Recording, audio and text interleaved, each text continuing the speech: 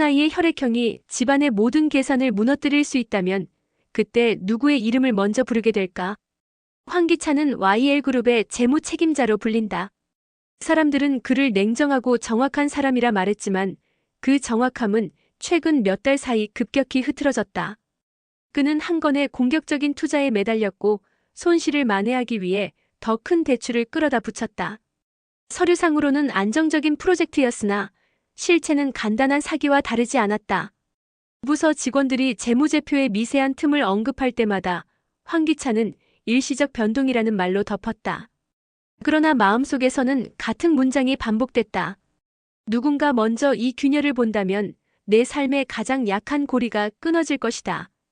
그 약한 고리가 무엇인지 그는 누구보다 잘 알고 있었다. 강세리였다.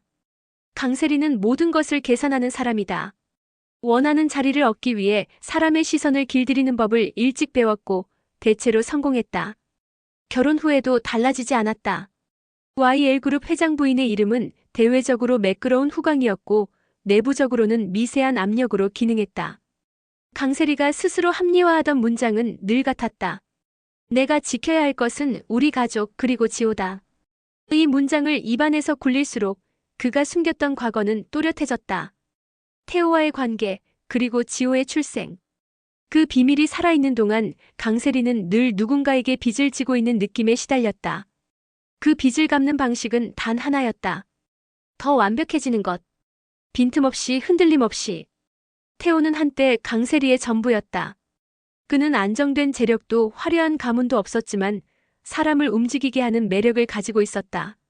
물건의 가치를 설명하는 데 능했고 사람이 왜 그것을 원하는지 포착하는 데 더 능했다. 강세리가 결혼을 선택한 순간 태호는 뒤로 물러났다. 그러나 물러난 자리가 공백으로 남지는 않았다. 그 자리는 지호가 채웠다. 날짜와 사인을 바꿔 맞춘 서류 몇 장으로 아이는 황기찬의 아들이 되었고 그 사실은 많은 것을 부드럽게 해주었다. 하지만 서류는 핏줄을 바꾸지 않았다. 강세리는 그 차이를 매일 안쪽에서 느끼며 살았다. 그리고 그 차이를 지워버릴 수 있는 유일한 방법은 영원히 아무도 모르게 만드는 것이라고 믿었다. 노숙자는 며느리를 좋아하지 않았다. 이유는 간단했다. 며느리가 말을 아꼈고 지나치게 정확했기 때문이다. 노숙자는 정확한 사람 옆에 있으면 마음이 더 불안해지는 법을 알고 있었다. 게다가 며느리의 정확함은 늘 계산을 향해 있었다. 누군가에게 감사할 때도 사과할 때도 그 말의 무게가 상대를 달래기 위한 적정선에서 멈추는 느낌이 들었다. 노숙자는 그 적정선이 싫었다. 진짜 미안하면 무너지듯 사과해야 한다고 믿었다. 진짜 고마우면 서툴러도 팔을 벌려 안아야 한다고 믿었다. 어느 날 우연히 서랍 속에서 본 지호의 서류처를 기억하는 것도 그 때문이었다. 아이의 접종 카드에 적힌 작은 글자 하나가 마음 한가운데 걸렸다. AB-. 노숙자는 그 의미를 깊게 따지지 않았다. 사건은 아주 작은 틈에서 시작됐다. 지호반 학부모 단톡방에 급히 올라온 공지였다. 아이 중 한 명이 견과류 알레르기가 있다는 사실을 뒤늦게 확인했으니 간식을 준비할 때 주의해달라는 내용이었다. 강세리는 그 메시지를 읽고 잠깐 멈췄다. 손이 미세하게 떨렸다. 그 떨림의 원인을 알아차리는데 오래 걸리지 않았다. 태호가 알려준 오래전 기억 속 문장. 나는 아몬드 오일도 못 만져. 그 말을 듣고 웃으며 다른 메뉴를 고르던 밤의 테이블. 강세리는 휴대폰 화면을 껐다. 과거는 과거에 남기는 게 최선이야. 그는 그렇게 마음을 다지려 했다. 그러나 과거는 그렇게 남아있지 않았다. 같은 날 저녁 YL그룹 내부 통제팀에서 황기찬에게 이메일이 왔다. 몇 개의 투자 자금 흐름이 내부 규정에 저촉될 수 있다는 내용이었다. 표면적으로는 확인 요청이었으나 문장 곳곳에 촘촘한 의심이 박혀 있었다. 황기찬은 노트북을 덮었다. 방에 나가자 거실에서 지호가 달려와 안겼다. 아이는 새로운 블록 장난감 이야기를 쉴 새 없이 쏟아냈다. 황기찬은 웃으며 들어주었다. 그 웃음이 끝나갈 때쯤 노숙자가 던진 질문 하나가 귓속에 남았다. 우리 지호 혈액형이 뭐라더라? 이유를 묻지 않고 대답하는 대신 황기찬은 피해갔다. 그 순간을 스쳐 지나간 불쾌감은 오래 지속되지 않았다. 그는 요즘 무엇이든 오래 붙들고 있을 여유가 없었다. 며칠 뒤 뜻밖의 일이 겹쳤다. 회사는 외부 감사를 앞당기겠다고 통보했고 집에서는 작은 갈등이 커졌다. 강세리가 아이 생일 사진을 정리하다가 예전 폴더에서 지호 신생아 시절 자료를 보게 된 것이다. 화면 속 숫자와 이름이 그녀가 여러 겹의 종이로 덮어왔던 진실의 실루엣을 비춰버렸다. 강세리는 충동적으로 태호에게 메시지를 보냈다. 당신이 돌아오지 않았다면 이렇게 흔들리진 않았을 거야. 답장은 금방 왔다. 흔들리는 건 진실이 아니라 진실을 덮어놓은 마음이야. 그날 밤 지호가 열이 났다. 단순한 감기 같았지만 열이 가라앉지 않았다. 병원에서는 면역 반응이 조금 과하게 나타나는 것 같다고 했다. 의사는 알레르기 가능성을 언급했고 몇 가지 검사가 필요하다고 설명했다. 강세리는 고개를 끄덕였지만 그 말의 서늘함이 가슴을 훑었다. 돌아오는 길 지호는 차에서 졸다가 깼다. 아이가 손을 내밀었다. 엄마, 내 손 잡아줘. 강세리는 아이의 손을 잡았다. 따뜻했다. 그 따뜻함이 다 사라질 수도 있다는 상상을 하자 짧고 거친 숨이 올라왔다. 그때 그는 자신에게 물었다. 내가 지키고 싶었던 건 체면이었나, 아이였나? 한편 황기찬은 감사 일정이 당겨지면서 숨이 더 가빠졌다. 복잡한 장부를 맞추는 동안 그는 몇 가지 선택을 했다. 작은 거짓말, 한 번 더 미루기, 다시 덮기. 이 선택들이 모여 커다란 골조를 세웠다. 그 골조는 바람 한 번에도 흔들렸다. 실제로 바람은 불었다. 내부 고발이 접수되었다는 통보가 왔다. 이메일 말미에 붙은 짧은 문장이 심장을 찔렀다. 귀하의 가족과 회사의 명예를 위해 빠른 시정이 필요합니다. 가족이라는 단어에 그는 처음으로 회사 대신 집을 떠올렸다. 그리고 그 생각은 이상하게도 지호의 웃음과 연결됐다. 두려움이 새로운 형태를 띠기 시작했다. 회사를 지키려면 집이 무너지면 안 된다. 그 주 토요일 지호반에서 작은 모임이 있었다. 아이들이 나눌 간식을 부모들이 한 가지씩 준비해오는 자리였다. 강세리는 알레르기 공지를 여러 번 읽었다. 아몬드, 땅콩, 호두. 그는 인터넷 검색창에 견과류 알레르기라는 단어를 입력했다가 지웠다. 대신 대체 재료 안전 간식을 검색했다. 결과는 끝도 없이 나왔고 그 끝을 내려갈수록 마음은 더 예민해졌다. 강세리는 결론을 내렸다. 가장 안전한 건 아무것도 넣지 않는 것. 그는 아무것도 넣지 않은 쿠키를 구웠다. 재료를 하나씩 꺼내면서 강세리는 손끝에 떨림을 다독였다. 지호는 괜찮아. 나는 더 이상 실수하지 않아. 혼잣말이 자꾸 이어졌다. 모임 당일 작은 소동이 일어났다. 아이들 몇 명이 입술이 빨개지고 기침을 했다. 지호도 그중 하나였다. 강세리는 쿠키통을 열어보았다. 통 안쪽에서 희미한 견과 향이 올라왔다. 통을 닫는 순간 가슴이 내려앉았다. 쿠키는 분명 안전했어야 했다. 누군가가 뚜껑을 열었을까? 같은 통에 다른 간식이 섞였을까? 아니면 보관 장소가 문제였을까? 생각은 갈피를 잡지 못했다. 지호는 갈수록 숨을 가쁘게 몰아쉬었다. 병원으로 옮기자 의사는 급성 알레르기 반응이라 했다. 혈압 수치와 산소 포화도 숫자들이 빠르게 오르내렸다. 약물을 투여하는 동안 의사는 혈액형을 확인했다. 기록을 본 간호사가 되묻는 목소리가 떨렸다. RH-AB요? 잠깐의 정적. 현장에 있던 사람 누구도 그 숫자가 의미하는 바를 바로 말하지 않았다. 그러나 각자 다른 속도로 같은 결론에 도달했다. 가족의 얼굴이 순식간에 창백해졌다. 노숙자는 손을 모아 기도했지만 눈은 며느리를 향했다. 강세리는 그 시선을 피하지 않았다. 피할 수 있는 단계는 이미 지나갔다. 의사가 말했다. 드문 혈액형이라 확보에 시간이 걸릴 수 있습니다. 혹시 가족 중 같은 혈액형이 있으면 큰 도움이 됩니다.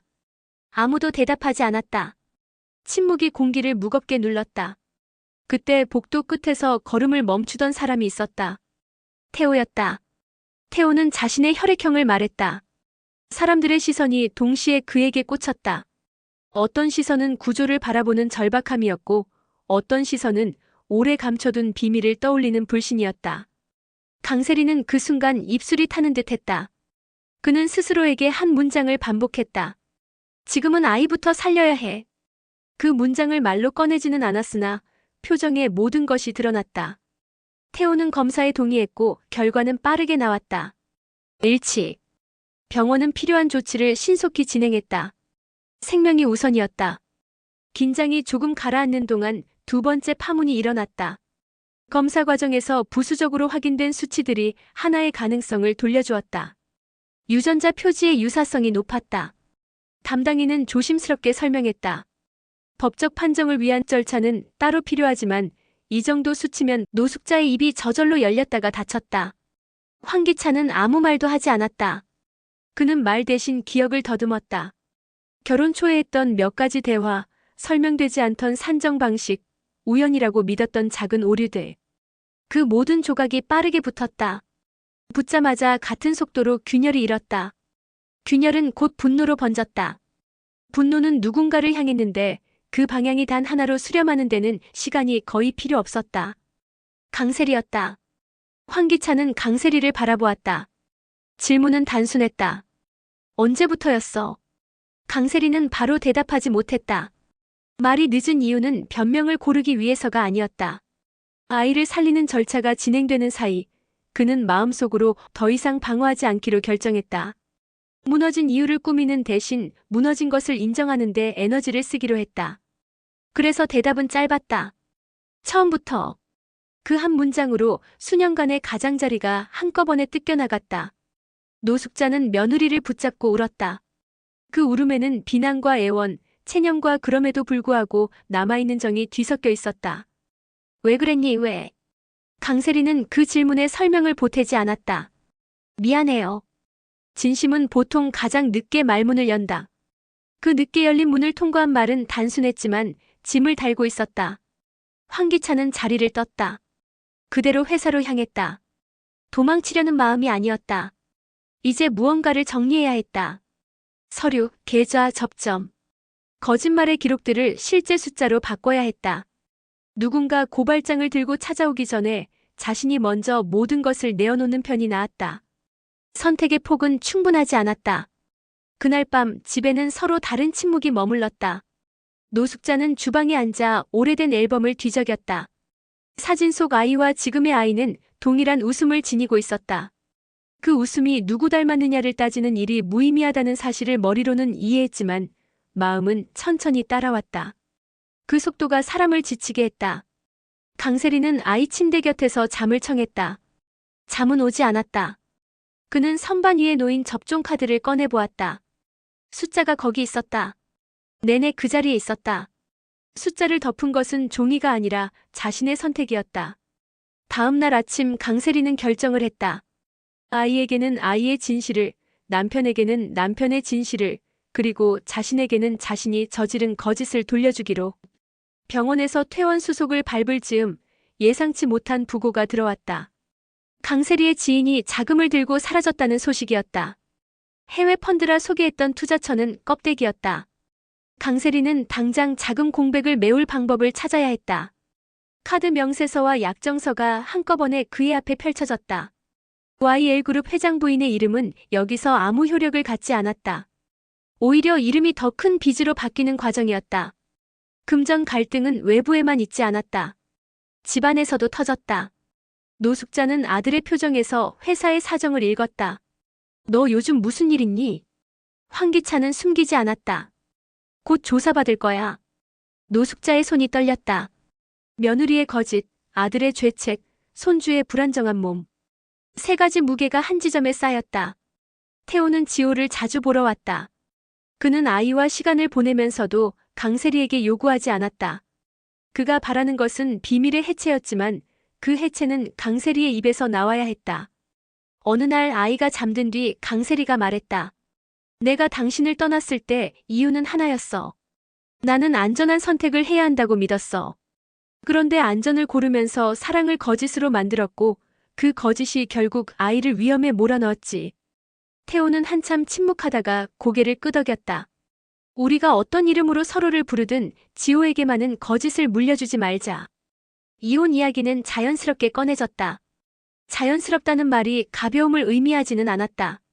오히려 가장 무거운 결정을 꺼낼 때 사람의 목소리는 이상하리만큼 고요해진다.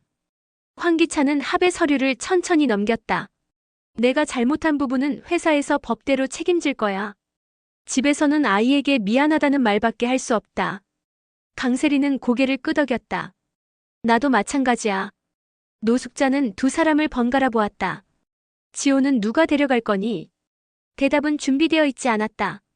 그 순간만큼은 누구의 확신도 아이를 향해 완전히 기울지 못했다. 각자의 상처가 자꾸 중심을 잡아당겼다. 며칠 뒤 또 다른 사건이 겹쳤다. 회사 감사 결과가 대회에 노출되기 직전 내부 문건 일부가 유출되었다. 누군가 고의로 흘린 흔적이 있었다.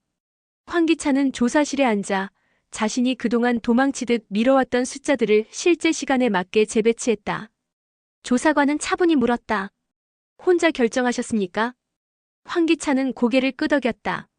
책임을 나눌 사람은 없습니다. 그 대답이 끝나자마자 조사관은 또 다른 질문을 던지지 않았다. 대신 종이 한 장을 건넸다. 누구에게서 왔는지 알 수 없는 제보문이었다. 맨 아래에 짧은 문장이 있었다. 가족을 지키려면 거짓을 끊어라. 황기찬은 그 문장을 천천히 접었다. 그의 머릿속에서 한 사람의 얼굴이 떠올랐다. 강세리였다. 밤이 깊을 무렵 강세리는 집으로 돌아오는 길에 한 통의 전화를 받았다. 발신자는 숨김철이었다. 낯선 목소리가 말했다. 당신이 지키려는 게 아이인지 자린지 내일이면 알게 될 거예요. 그는 급히 끊었지만 말의 잔향이 오래 남았다. 집에 도착하니 노숙자가 대문 앞에서 기다리고 있었다. 경찰에서 사람이 왔다 갔다. 노숙자의 눈빛이 흔들렸다. 학교 간식 사건, 고의성이 있었는지 조사한대. 강세리는 숨을 들이켰다. 고의라니요. 노숙자는 눈을 피하지 않았다. 누가 쿠키통을 바꿔치기 했을 수도 있대. 말은 그대로 복도에 머물렀다. 누구를 향하는지 모두가 마음속으로 알았다. 그러나 말로 꺼내지 못했다. 꺼내는 순간 가족이라는 줄에 마지막으로 걸린 매듭이 풀릴 것 같았기 때문이다. 태호는 그 소식을 듣고 곧장 집으로 왔다. 그는 강세리에게 물었다. 혹시 누군가 너를 협박하니? 강세리는 한숨을 길게 내쉬었다. 투자 문제로 돈을 잃었어. 그걸 아는 사람이 있어. 내 과거도 지호의 일도. 태호는 더 캐묻지 않았다. 대신 제안을 했다. 모든 걸 말하자. 경찰에게도 회사에도. 다 드러내면 협박은 힘을 잃어. 강세리는 입술을 깨물었다. 그 말이 정답이라는 걸 알고 있었지만 정답이 늘 가장 어려운 길이라는 것도 알고 있었다. 지난 세월 동안 그는 쉬운 길을 골랐고 쉬운 길이 쌓여서 지금의 절벽을 만들었다. 이제 내려갈 길은 조심스럽게 발을 빼는 수밖에 없었다. 다음 날 경찰이 집을 방문했다. 간단한 질문이었으나 질문은 끝날수록 분명해졌다. 쿠키통에 견과류 흔적이 묻은 시점, 통을 손댈 수 있었던 사람, 보관 장소의 출입기록. 노숙자는 자신이 행사 준비를 도왔다는 사실을 솔직히 말했다. 난 그런 짓 못해. 그 말에는 억울함과 자존심이 결합되어 있었다. 태호는 자신이 그 시간대 근처에 없었다는 사실을 증명했다. 강세리는 중간중간 멈췄다. 한 번은 화장실에서 오래 머물렀고 한 번은 복도에서 통화를 했다. 경찰은 통화 내역을 요청했다. 번호는 차단된 발신자였다. 내일이면 알게 될 거예요.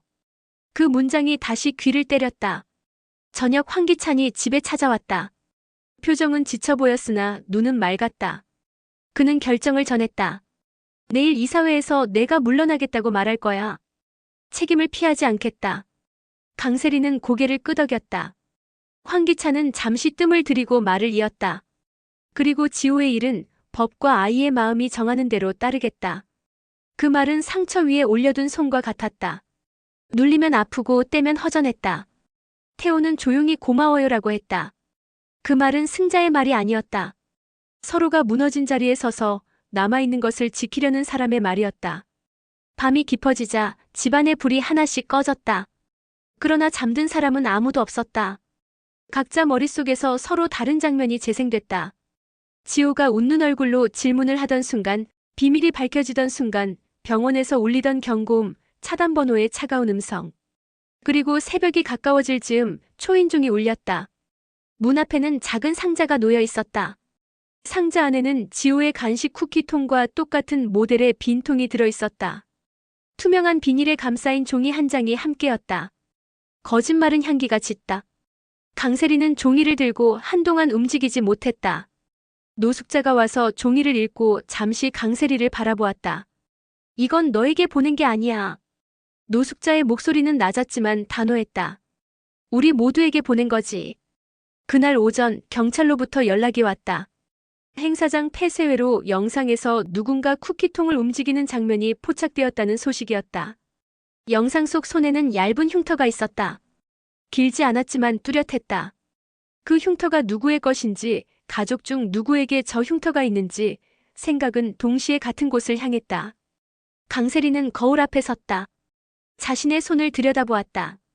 흉터는 없었다. 노숙자는 오래전 칼을 베어 남은 상흔을 기억했다. 자신의 손등에도 없었다. 황기찬은 손목을 펼쳤다. 오래된 수술 자국은 있었지만 영상 속 흉터와 모양이 달랐다. 남은 사람은 하나였다. 태호. 그는 천천히 손등을 보였다. 얇고 길게 영상 속 것과 비슷한 자국이 있었다. 태호가 입을 열었다. 오해하지 마. 나는 그날 행사장에 없었어. 목소리는 낮았지만 흔들리지 않았다. 강세리는 그의 눈을 오래 바라봤다. 그 눈 속에는 두 가지 감정이 교차하고 있었다. 억울함과 분노. 억울함은 자신을 향했고 분노는 누군가의 자기에 향했다. 태호는 말을 이었다. 몇 달 전 다친 상처야. 그날과는 상관없어. 누군가 일부러 그런 통을 우리 집에 보낸 거야. 그는 마지막 문장을 또렷하게 말했다. 우릴 서로 의심하게 만들려고. 그 말이 끝나자 휴대폰이 동시에 울렸다. 발신자는 회사. 황기찬과 강세리, 그리고 태호에게 같은 메시지가 도착했다. 내부 제보와 관련된 조사 결과 일부가 언론에 유출됐고 그 안에 가족사의 민감한 내용이 포함되어 있다는 알림이었다. 기사 게시 시간은 1시간 뒤. 메시지 말미에는 덧붙은 문장이 있었다. 피해 최소화를 위해 즉각 입장 표명이 필요합니다. 세 사람은 서로를 보았다. 이제 각자의 비밀은 더 이상 개인의 문제가 아니었다. 공적 기록으로 올라갈 준비를 하고 있었다. 강세리는 깊게 숨을 들이쉬었다. 이제 결정해야 해. 누구 말을 믿을지. 노숙자는 말했다. 말을 믿지 말고 행동을 보자. 그 말은 오래된 지혜처럼 들렸다. 그러나 지금의 시간은 지혜를 시험대 위에 올려두지 않았다. 결정은 즉각이어야 했다.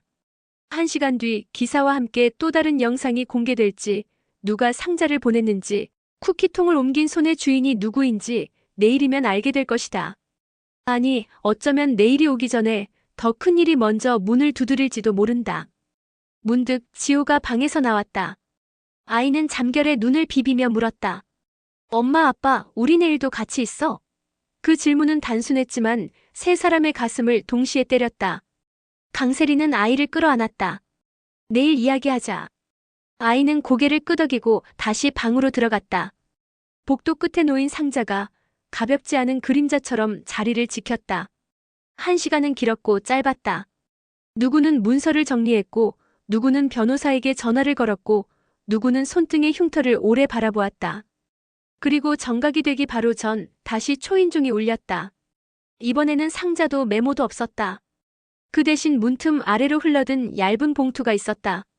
봉투 안에는 사진 한 장과 유전자 검사용 면봉 2개가 들어있었다. 사진 속에는 병원 복도의 뒤편 누군가가 쿠키통을 들고 사라지는 모습이 흐릿하게 담겨 있었다.